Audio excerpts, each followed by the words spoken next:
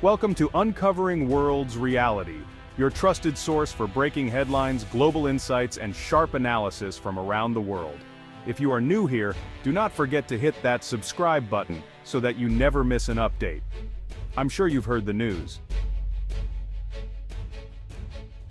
The sun rises over Subic Bay, casting orange and purple across the sky. Today, the light glints off the hulls of foreign warships: American, Japanese, Australian, French. Local fishermen pause, watching these massive vessels with a mix of awe and unease. These ships are not here for a parade. Their presence signals a shift, a response to rising tensions in the region. For years, Chinese ships have been a familiar sight, but this multinational fleet is something new.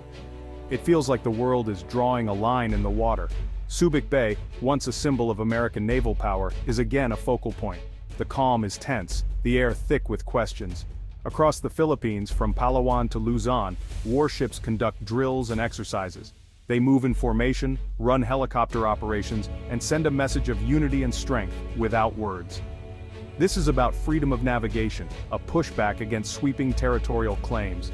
For those on shore, it's both reassuring and unsettling. The Philippines is no longer alone, but now at the center of a global standoff. Why now? Why here? The answer lies in geography, resources, and a dispute simmering for decades. The arrival of these ships marks a new public chapter in a long story. The world is choosing sides, and the Philippines is at the heart of it all. The world is watching, and for good reason.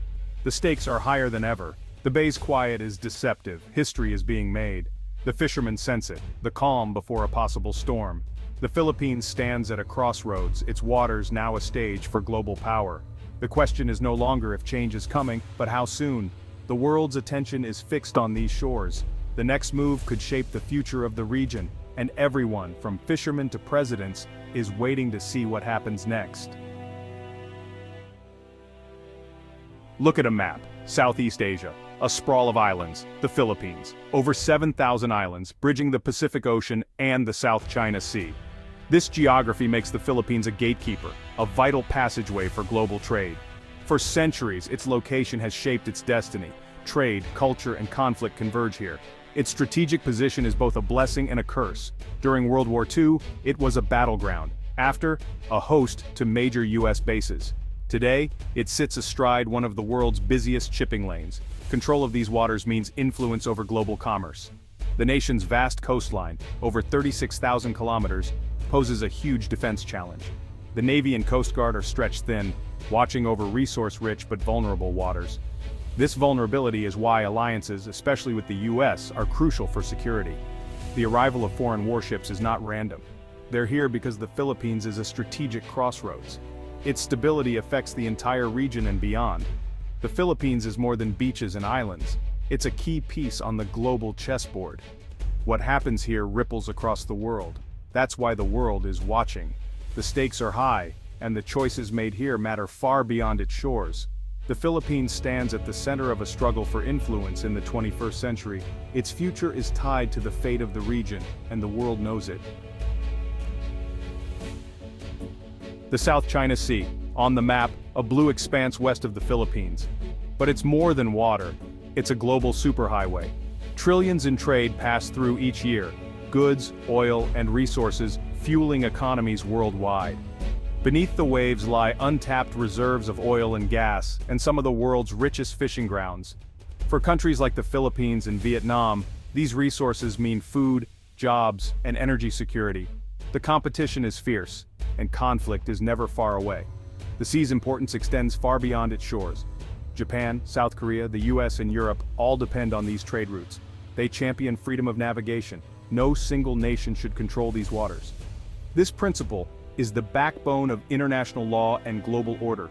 The South China Sea is a test case trade artery, resource trove, and legal battleground. The struggle here is about more than territory. It's about who sets the rules for the 21st century. That's why this sea is one of the world's most contested places.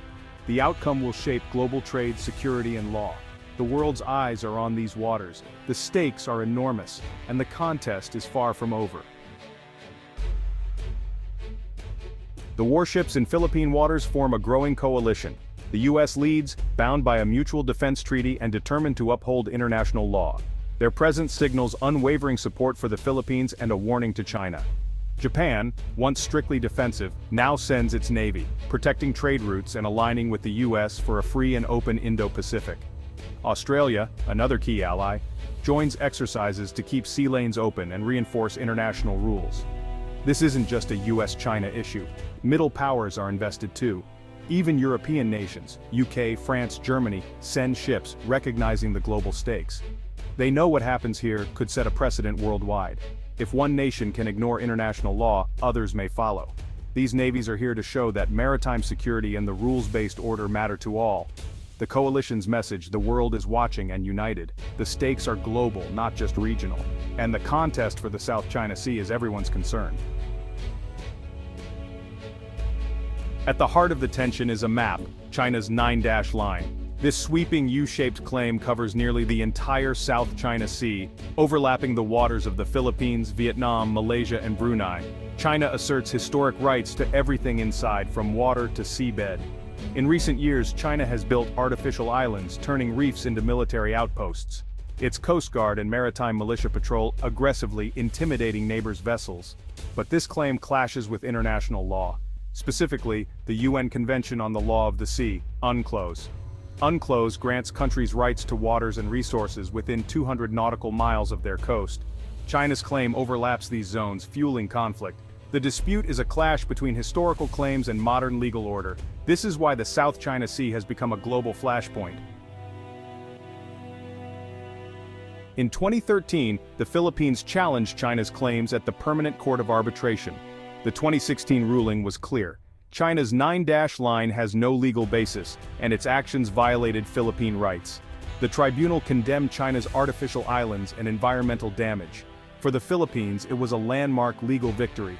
But China rejected the verdict, calling it invalid and continuing its activities as before. The legal win didn't change the reality on the water. Chinese ships still block Filipino fishermen. The ignored verdict is now a rallying cry for the US and its allies. Their presence in Philippine waters is about defending not just a country, but the principle that international law applies to all. Freedom of navigation operations are a direct response to China's defiance. The world's rules are at stake. The South China Sea is now a test of whether law or might will prevail. The verdict stands as a symbol, ignored but not forgotten, and the struggle continues. For global powers, this is geopolitics. For Filipino fishermen, it's survival. Generations have fished at Scarborough Shoal, well within the Philippines' exclusive economic zone. Now, Chinese Coast Guard ships block their way, using water cannons and intimidation. Fishermen face a harsh choice: risk confrontation for a catch or stay in depleted coastal waters. Incomes have plummeted, families struggle.